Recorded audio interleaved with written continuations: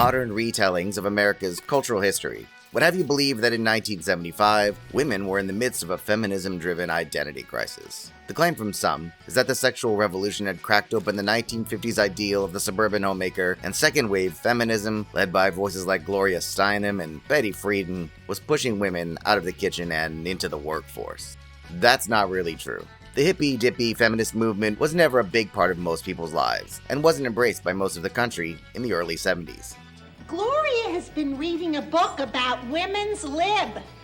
Oh, jeez. The reality is that in 1972, Richard Nixon won re-election by one of the biggest landslides in American politics, promising conservative, traditional values. Before Watergate, he was the most popular president of the past 100 years, popular among men, women, and people of all ages. Culturally, most popular television shows of the time were equally traditional. They still featured dedicated TV housewives and stay-at-home moms like Carol Brady on The Brady Bunch.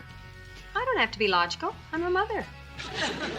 By the numbers, in 1975, 70% of married women with children were stay-at-home moms, whose primary focus was on raising their children and running a home. No one thought this was weird. In fact, polling suggests that nearly everyone thought this was a good thing. By 1980, those numbers were inverting. The percentage of women working full-time, which had been growing only very slowly since the hippie movement of the 60s, suddenly saw a skyrocket increase of 13%. That number kept accelerating in the decades that followed. In between the election of Richard Nixon and the massive increase in women abandoning their lives as housewives was a failed science fiction movie. A science fiction movie that did what all the bra-burning flower power of the 1960s could not. This is the true story of how the Stepford Wives screenwashed women into leaving their homes and joining the workforce. The Stepford Wives was adapted from a book written by Ira Levin. By 1972, Levin had already terrified readers with a film adaptation of Rosemary's Baby, a story about a woman manipulated by those she trusts most. Before Stepford, the image of the housewife was still aspirational. Homemaking wasn't just accepted, it was respected. It symbolized success. A husband who could provide, a wife who could nurture, a family living the American dream. But in 1975, the Stepford Wives twisted that dream into horror when Columbia Pictures turned Levin's book into a movie. The Brian Forbes-directed film took the visual language of suburbia, the spotless homes, polite neighbors, and perfect lawns, and treated it as a nightmare. William Goldman's script did that, not by arguing for a different point of view, but rather by simply saying rational and logical things with a sneer or a look of terror. It's so awful. If I'm wrong, I'm insane. And if I'm right, it's worse than if I'm wrong. The movie's heroine is Joanna, played by Catherine Ross. She's recently moved to the suburbs in Stepford from New York and hates everything about it. She says the noise when asked what she misses most about New York. What do you think you'll miss most about New York? Noise. The only time she smiles is when she hears a police siren. Joanna befriends a woman who also recently moved to the area. The pair bond over their slovenly and lazy approach to housekeeping, as well as their mutual loathing of their hardworking husbands. The two women are immediately suspicious of the other ladies in Stepford. These women keep their homes squeaky clean, and their children seem happy and well-adjusted.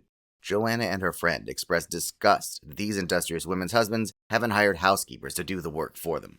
It's like maids have been declared illegal, and the housewife with the neatest place gets Robert Redford for Christmas. Joanna's suspicions mount when she catches a Stepford couple showing each other affection in a private moment. Oh, yes. Oh, nobody's ever touched me the way you touch me.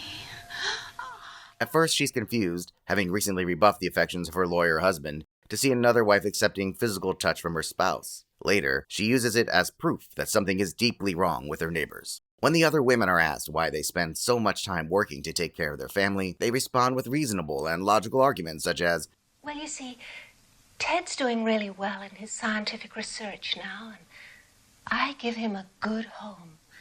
I really think that helps." These logical and reasonable arguments are said with a subtly creepy robotic cadence that makes them feel disturbing and insane. Here, let's try it. It benefits my children for me to take care of them, doesn't it? To ensure that the point is hammered home, Joanna is always there to look flabbergasted and shocked as the wives of Stepford talk about how much they love their families. Eventually, while mocking women for wearing bras and pumping up women for dumping all the kids on their husbands, it turns out that all the hardworking women of Stepford are robot replacements. That's poorly handled in the movie because the movie's goal isn't so much to tell a story as it is to shame women into abandoning their families by labeling housewives as mindless robots. For anyone who saw the movie, to be a contented and dedicated housewife suddenly looks sinister, sick, and shameful. The Stepford Wives' heavy-handed message is delivered in such a ham-fisted, overtly propagandistic way that the movie should have been a forgotten footnote. It might have been, if people had actually seen it, but almost no one did. The Stepford Wives was not a hit when it debuted in 1975. Despite a modest $2 million budget from Columbia Pictures, the film only earned around $4 to $5 million at the US box office, barely breaking even after marketing and distribution. It opened quietly, drew lukewarm reviews, and vanished within weeks as audiences gravitated towards flashier hits like Jaws and The Towering Inferno. Studio executives expected a provocative feminist thriller. Instead, the film confused critics and alienated viewers who weren't sure if it was satire or horror. While it failed as a commercial product, the idea behind it, the fear of women being turned into obedient, smiling machines, took on a life of its own. Its metaphor was viral before viral existed. The image of the smiling, empty, robotic homemaker was so potent, it entered public consciousness through repetition, in articles, jokes, parodies, and arguments, not through ticket sales. Its timing couldn't have been more potent. Newspapers, magazines, and talk shows picked up Stepford Wife almost immediately, using it as a headline metaphor. It was instant cultural shorthand, pithy, visual, and also a little cruel. By late 1975, Newsweek and the New York Times used it without explaining the film. People knew what it meant, and it was meant as an attack on women who prioritized family above personal goals. For years, magazines like Ms. had unsuccessfully tried to rewrite womanhood around autonomy and career ambition. In that moment, the Stepford Wives finally gave them the weapon they needed to make progress in their agenda. That weapon was shame! The movie's title became a ready-made slur to lob at anyone who dissented from the anti-housewife view. Even those who'd never seen the movie knew what being called a Stepford Wife meant, to shame any woman who put effort into being a mother or a wife. The Stepford Wife became shorthand for everything feminism opposed: obedience, beauty without thought, servitude disguised as love. It allowed proponents to skip the step of convincing people their ideas were good and jump to the part where, if you disagree, you're an evil, mindless robot. In my younger days, I trained as a hypnotist. One of the earliest lessons our instructors taught us revolved around thinking past the sale. Thinking past the sale means getting someone to skip past the decision-making process to focus on the result you want. For example, car salesmen often ask potential buyers to picture the car they're considering in their driveway rather than debating the merits of the purchase. Once you can see that result in your mind, it causes your brain to jump past deciding whether to buy something and move your thoughts into a realm where you've already bought it. The Stepford Wives allowed feminists to get women to think past the question of whether or not being a housewife was a good idea and skip to the result they wanted.